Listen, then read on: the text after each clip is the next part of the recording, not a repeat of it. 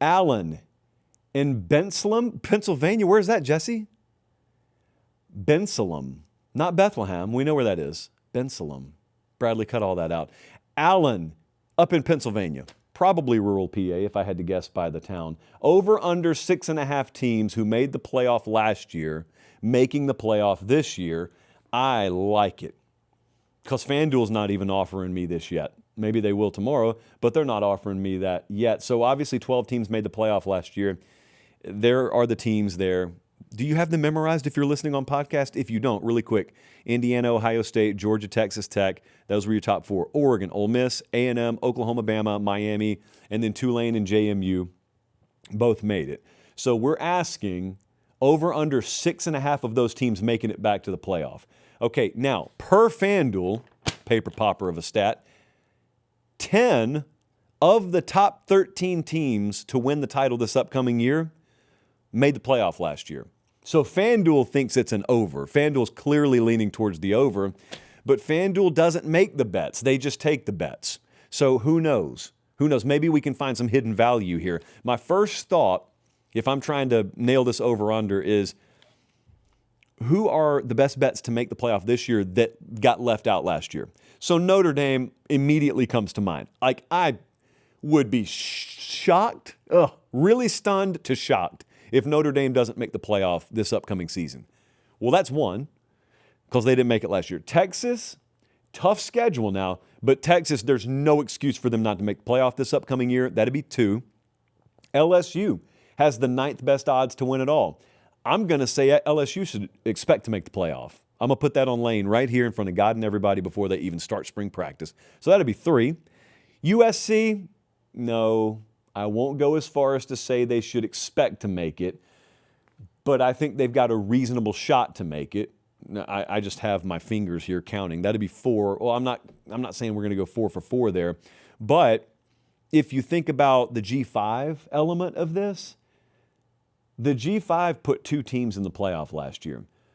Because it's expected that these conferences are going to fix their tiebreaker systems, I don't think we're getting 2 G5 teams in the playoff, period, this upcoming year.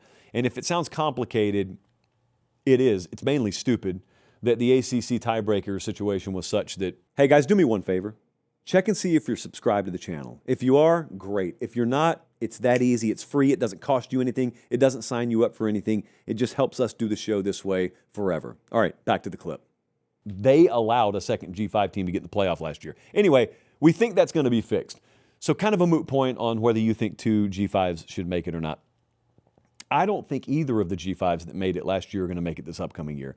Tulane and JMU made it. They both lost their coaching staffs. They'll be good programs, but I don't think they're going to make the playoff this upcoming year. So that's going to open, in the aggregate, a spot for at least 1 new team to make it, maybe 2. We'll see.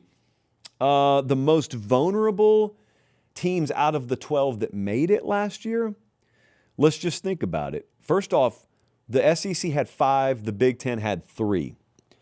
Maybe we see a shift there. Maybe the Big Ten is a little deeper, but less top-heavy. Maybe there's some separation in the SEC. Maybe it looks like the Big Ten, where there's 3 solid top-tier teams, and then there's a little bit of a drop-off. So maybe there are 5 Big Tens and 3 SECs this year. Who knows? Michigan, Penn State, USC, I'm looking at you. You're the ones who have to provide the depth in the Big Ten. So that could happen.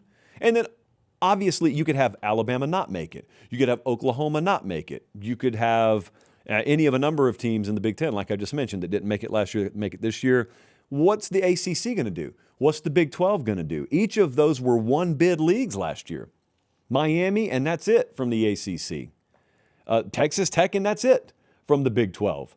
So do either of those send more than 1 team? My guess is out of the ACC and the Big 12, they will combine to send 3 teams. So someone will be a 2-bid league, I think.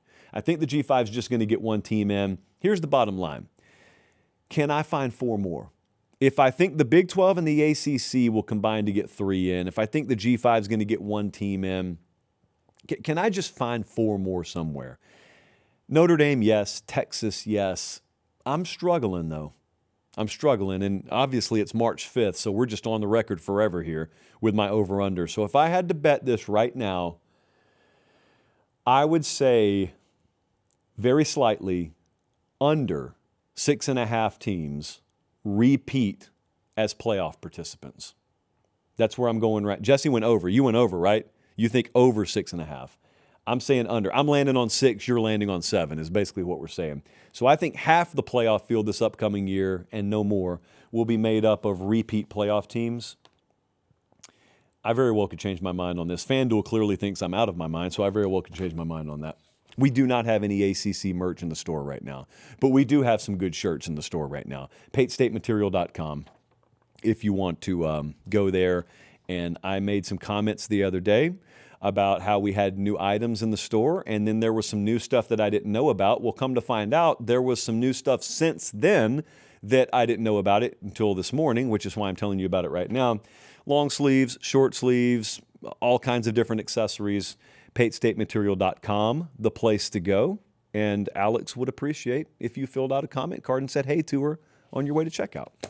Not mandatory, certainly, but it's appreciated. FanDuel, hard transition here. FanDuel, exclusive odds provider of the show. As I said earlier, we have got certain lines on games already available.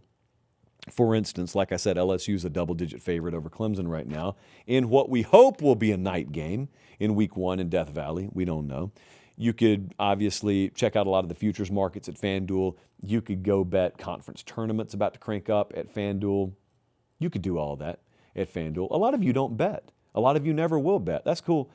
If you wonder what in the world this would have to do with you, well, we got a lot of folks who don't bet, who don't even have an account with FanDuel, who just go there to look at the odds. So purely for entertainment purposes, if you want to go check it out, FanDuel's there for you in that way as well.